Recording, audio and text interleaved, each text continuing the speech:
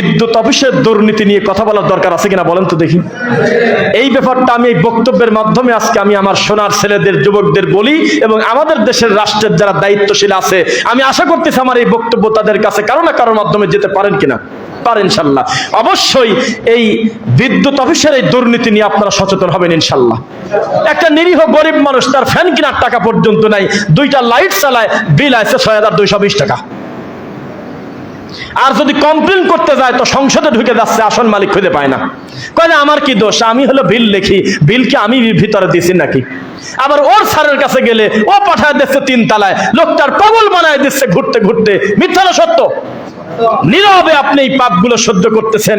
এই বিদ্যুৎ অফিসের দুর্নীতি নিয়ে কথা বলতে হবে। মসজিদের মেম্বরে, জায়নামাজে, সালাতের পরে, বৈঠকে, মাহফিলে, খুতবায়, বিভিন্ন ভাবে এই দেশের যত দুর্নীতি আছে প্রত্যেকটা দুর্নীতির ব্যাপারে সমস্ত আলেমদের বক্তব্য দিতে হবে ইনশাআল্লাহ।